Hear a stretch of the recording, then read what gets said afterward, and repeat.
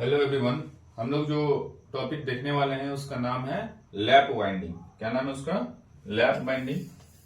तो देखिए lap winding में क्या होता है कि अगर कॉइल 1, ठीक है ना, ये देखिए 3 कॉइल है, कॉइल 1, कॉइल 2 और कॉइल 3। तो क्या कह रहा है कि जो सक्सेसिव कॉइल है वो ओवरलैप करे एक दूसरे से, तो उसको हम लोग कहते हैं लैप वाइंडिंग।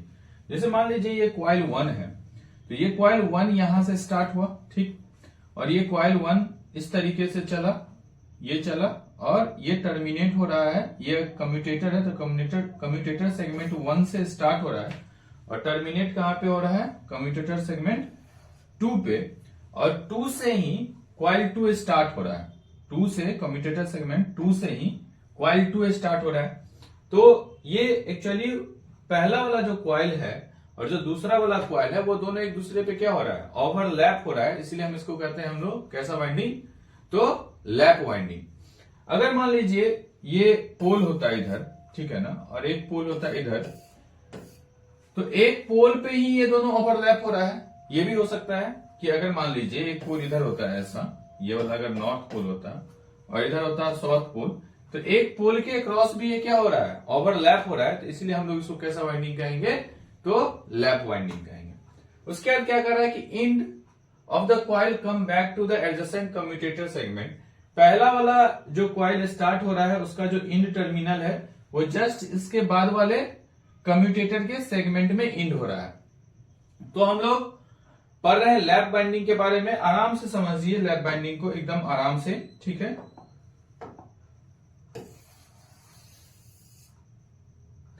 देखिए एक एक टॉपिक आप समझिए ध्यान से। अगर इससे पहले हम लोग जो वाइंडिंग्स के बारे में पढ़े हैं उसी से मिलता जुलता सारा टॉपिक है, एक एक करके हम लोग कवर कर रहे हैं। लैप बाइंडिंग में सबसे पहला पॉइंट आपको क्या बताया गया? एक एक पॉइंट आप ध्यान रखेंगे। सबसे पहला पॉइंट क्या बताया गया कि जो सक्सेसिव कॉइल है वो ओवरलैप करेगा ईच अदर, मतलब एक दूसरे को। सक्सेसिव कॉइल किसको कहते हैं? एक कॉइल है उसके बाद जो दूसरा कॉइल है तो उसको हम लोग सक्सेसिव कॉइल कहते हैं। जैसे यहां देखिए तो कॉइल 1 और कॉइल 2 कैसा है? सक्सेसिव है, एक के बाद दूसरा है। फिर कॉइल 2 के बाद कौन सा कॉइल है? कॉइल 3। तो जो सक्सेसिव कॉइल है वो एक दूसरे को क्या कर रहा है? ओवरलैप कर रहा है। तो इसलिए इसका नाम क्या दिया हम लोग? Lap winding. दूसरा पॉइंट क्या कर रहा है कि पहला जो कॉइल का स्टार्टिंग टर्मिनल, ठीक है, वो स्टार्ट अगर कम्यूटेटर सेगमेंट 1 से हो रहा है तो इसका एडजेसेंट जो कम्यूटेटर सेगमेंट है 2, तो कम्यूटेटर सेगमेंट 2 में इसका जो एंड टर्मिनल है वो टर्मिनेट होगा, ठीक। क्या लिखा है? End of the coil come back to the adjacent commutator segment. जो एंड होगा कॉइल का वो टर्मिनेट कहां पे होगा? एडजेसेंट कम्यूटेटर सेगमेंट में, ठीक। उसके बाद क्या कर रहा है कि conductor starts from the slot under first pole and goes to the slot of adjacent pole and return to the first पोल।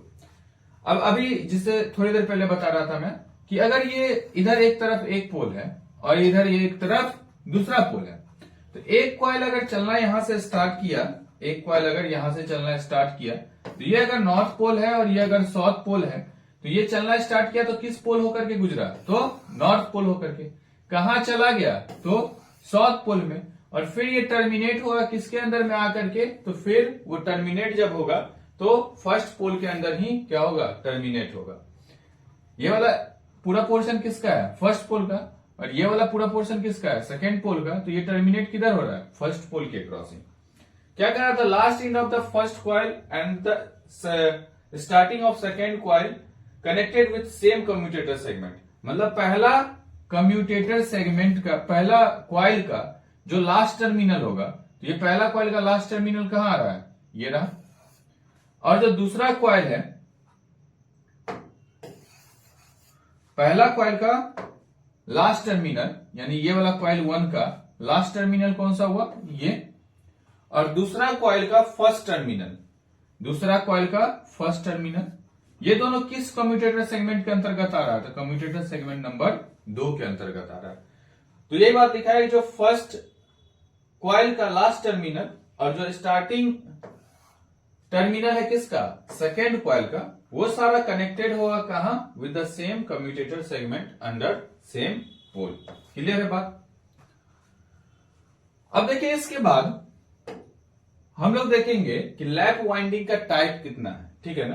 तो लैप वाइंडिंग में सबसे पहला है सिंपलेक्स लैप वाइंडिंग, ठीक है ना, एकदम सिंपल लैप वाइंडिंग कैसा होगा। तो डायग्राम है, डायग्राम देखिए, उसके आगे इसका थ्योरी देखेंगे। तो ये देखिए डायग्राम है आपका सिंपलेक्स लैप वाइंडिंग का। ये पहला ये कम्यूटेटर सेगमेंट है, नीचे जो बना हुआ है ये क्या है, तो कम्यूटेटर सेगमेंट है,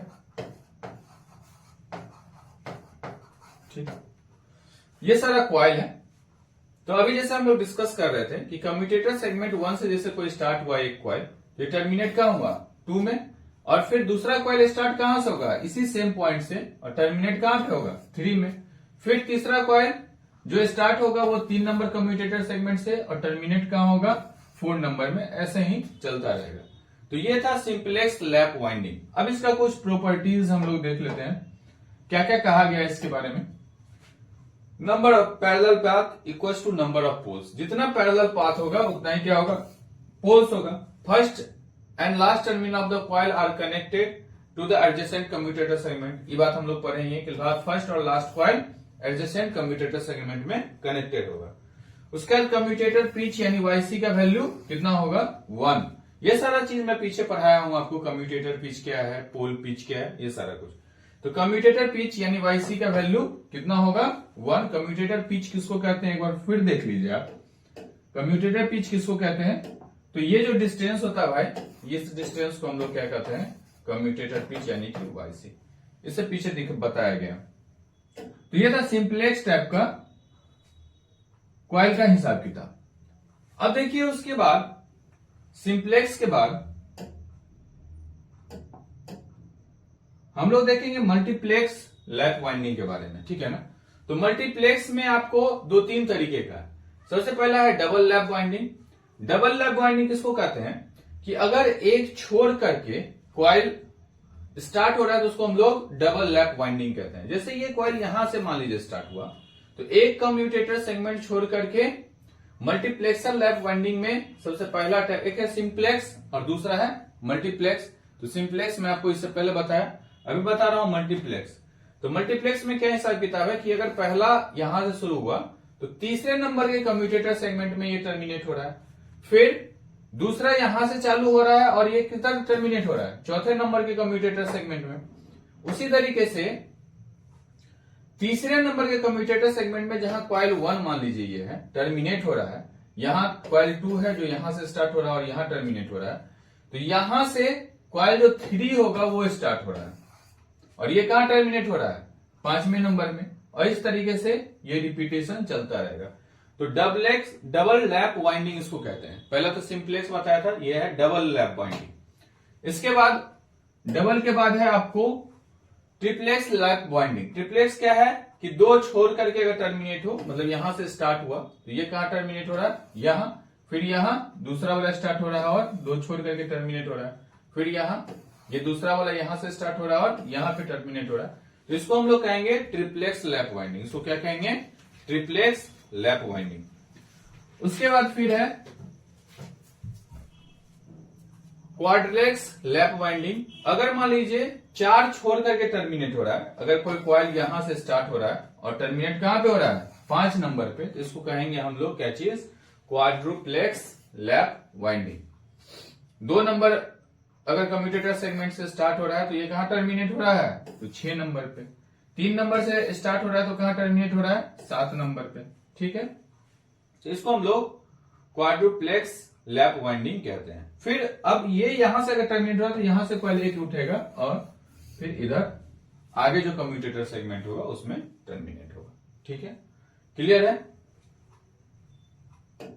अब जो मल्टीप्लेक्स लैप वाइंडिंग है उसके बारे में हम लोग समझे थोड़ा सा थियरी।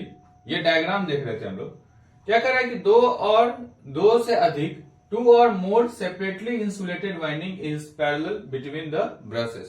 अगर 2 से अधिक जो सेपरेटली इंसुलेटेड वाइंडिंग का हम लोग इस्तेमाल करते हैं किसी भी ब्रश के बीच में पैरेलली, तो उसको हम लोग कहते हैं मल्टीप्लेक्स लैप वाइंडिंग। उसके बाद पैरेलल पाथ इसमें हम लोग कुछ जरूरी होता है, parallel path needed to be increase without increasing the number of poles. इसकी मदद से हम लोग पैरेलल पाथ्स बढ़ा सकते हैं बिना पोल को बढ़ाए हुए।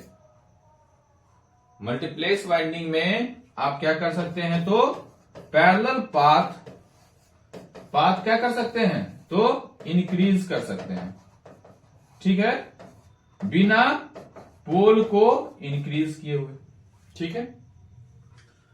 नंबर ऑफ कॉइल्स जो है वो 2, 3, 4 times the number of slots. एक स्लॉट्स में जैसे 2 ठो अगर जोड़ लिए तो डबल कॉइल हो गया, 3 ठो जोड़ लेंगे तो ट्रिपल कॉइल हो जाएगा। तो 2, 3, 4 जो है सो गुना कॉइल आप रख सकते हैं।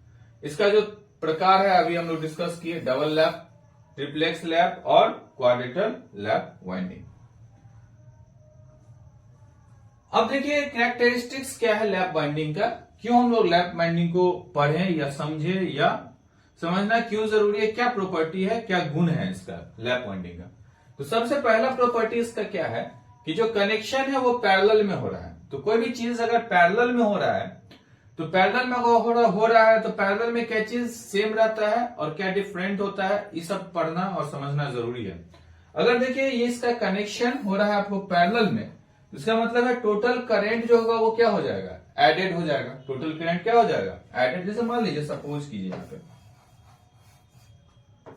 ये 2 चीज अगर पैरेलल में है, ठीक, तो इस दोनों में अगर इसमें 5 एम्पियर करंट है और इसमें 3 एम्पियर करंट है, तो ये दोनों फाइनली क्या हो जाएगा यहाँ पे, इसका मतलब है यहां से 8 एम्पियर आ रहा था और आगे भी ये जुट करके क्या हो जाएगा, 8 एम्पियर हो जाएगा। तो पैरेलल में अगर कनेक्शन है तो करंट क्या हो जाएगा, एडेड हो जाएगा और करंट की वैल्यू क्या हो जाएगी, ज्यादा हो जाएगी। कोई 2 चीज अगर पैरेलल में है तो करंट क्या हो जाएगा, एडेड हो जाएगा। उसका suitable for high capacity current capacity machine. इसलिए अगर ऐसा मशीन जिसमें ज्यादा करंट का कैपेसिटी वाला मशीन अगर डिजाइन करना हो तो हम लोग कैसा वाइंडिंग लगाते हैं, तो लैप वाइंडिंग लगाते हैं। ध्यान रखेंगे अगर ज्यादा करंट कैपेसिटी वाला मशीन बनाना है तो आप कैसा वाइंडिंग लगाएंगे, लैप वाइंडिंग लगाएंगे। याद रखेंगे बात, ज्यादा करंट कैपेसिटी वाला मशीन अगर बनाना होगा तो कैसा वाइंडिंग, लैप। आपसे पूछा जा सकता है कि अगर करंट कैपेसिटी को बढ़ाना होगा तो वाइंडिंग कैसा रखना होगा, लैप वाइंडिंग, वेब वाइंडिंग। तो आप सीधा जवाब देंगे अगर करंट को ज्यादा करना है तो कैसा वाइंडिंग लगाएंगे अपन, लैप वाइंडिंग। क्यों लगाएंगे, क्योंकि पैरेलल में वाइंडिंग ये होता है और पैरेलल में होता है तो मतलब करंट क्या हो जाएगा, ऐड हो जाएगा, और ऐड हो जाएगा तो करंट का रेटिंग क्या हो जाएगा, ज्यादा हो जाएगा। क्यों ऐसा करेंगे, क्योंकि इसमें पैरेलल का हिसाब किताब, पैरेलल का हिसाब किताब, तो पैरेलल में हो जाएगा करंट क्या चीज, एडेड, और एडेड हो जाएगा तो इसका वैल्यू क्या हो जाएगा, बढ़ जाएगा। क्लियर है बात। Generated EMF value is low, जो ईएमएफ जनरेट होगा उसका वैल्यू क्या होगा, लो होगा। तो ये क्वेश्चन आपसे पूछा जा सकता है कि लैप वाइंडिंग में, ध्यान रखेंगे एकदम, लैप वाइंडिंग में करंट का रेटिंग होगा ज्यादा और जो ईएमएफ जनरेट होगा वो होगा कम। क्लियर। अब इसके बाद क्या है कि लैप वाइंडिंग होने के लिए क्या क्या टर्म्स कंडीशन, ये दोनों बराबर होना चाहिए पोल पिच के, यानी कि वाईपी के, ठीक है। फ्रंट पिच और बैक पिच बराबर होना चाहिए किसके, तो वाईपी के यानी पोल पिच के। और ये क्वाइल को ऐसे आप प्लेस करें कि ये क्वाइल जो है सो अनलाइक पोल्स के अक्रॉस अपोजिटली जो है वो अरेंज हो जाए। क्वाइल जो लाई करे वो अनलाइक पोल्स के अक्रॉस लाई करे, ठीक। दूसरा पॉइंट क्या कर रहा है कि front end back pitch must be in odd number. जो फ्रंट पिच है और जो बैक पिच है वो मस्ट बी इन कैसा नंबर होना चाहिए, ऑड नंबर होना चाहिए। फ्रंट और बैक पिच में जो अंतर होना चाहिए वो डिफरेंस कितने का होना चाहिए, 2 का अंतर होना चाहिए, ठीक। तीसरा पॉइंट है, इसी में हम देखें कि अगर सिंपलेक्स टाइप का लैप वाइंडिंग है तो ये फ्रंट और बैक पिच का जो अंतर है वो 2 कंडक्टर का, लेकिन वहीं पे अगर डुप्लेक्स हो जाएगा तो डुप्लेक्स हो जाएगा तो इसमें मल्टीप्लेक्सर मल्टीप्लाई हो जाएगा। तो इसका मल्टीप्लेक्सर फैक्टर कितना, 2। डुप्लेक्स वाइंडिंग का मल्टीप्लेक्सर फैक्टर कितना, 2। तो वो इसमें क्या हो जाएगा, मल्टीप्लाई हो जाएगा। उसके बाद फिर अगर आपको एवरेज पिच निकालना है तो YA, और एवरेज पिच क्या हो जाएगा, बैक पिच और फ्रंट पिच को ऐड करें और 2 से डिवाइड करेंगे तो एवरेज पिच हो जाएगा, जिसको YA से डिनोट करते हैं। उसके बाद कम्यूटेटर पिच यानी YC, अगर सिंपलेक्स टाइप का है तो +-1, उसके बाद अगर डुप्लेक्स है तो +-2 और ट्रिप्लेक्स है तो +-3। यहां पे प्लस माइनस जो इस्तेमाल कर रहे हैं, पॉजिटिव साइन हम इस्तेमाल करें प्रोग्रेसिव वाइंडिंग के लिए और नेगेटिव साइन जो इस्तेमाल कर रहे हैं वो कैसा वाइंडिंग के लिए, तो रेट्रोग्रेसिव वाइंडिंग के लिए। ये प्रोग्रेसिव वाइंडिंग या रेट्रोग्रेसिव वाइंडिंग पीछे के वीडियोस में हम लोग ने डिस्कस किया है। अब देखिए 6 नंबर पॉइंट क्या कहता है कि जो नंबर ऑफ कार्बन ब्रश है वो इक्वल होगा नंबर ऑफ किसके, तो पोल्स के। तो नंबर ऑफ कार्बन ब्रश क्या होगा, इक्वल होगा किसके, नंबर ऑफ पोल्स के। 7 नंबर पॉइंट क्या कहता है, जो बैक पिच है वो होगा Z/P+1। जेड जहां किसको डिनोट कर रहा है, तो नंबर ऑफ कंडक्टर को, और P किसको डिनोट कर रहा है, तो पोल। फ्रंट पिच इक्वल्स होगा बैक पिच के और ये बराबर है YB-2 into multiplexer. Retrogressive winding के लिए YF लिखते हैं Z/P+1। तो यहां तक क्लियर है। इसके बाद फिर 9th नंबर है, रिजल्टेंट पिच अगर निकालना है तो YB-YF, ये तो पीछे भी देखे हम लोग, YR से डिनोट करते हैं। नंबर ऑफ पैरेलल पाथ यानी कि A जो है वो होगा नंबर ऑफ पोल्स इंटू उसका मल्टीप्लेक्सर। जो वैल्यू है कंडक्टर का अपॉन पोल का, वो शुड बी ऑड नंबर, यानी Z/P का जो वैल्यू होगा वो हमेशा कैसा नंबर होना चाहिए, ऑड नंबर होना चाहिए। क्लियर है? Thank you.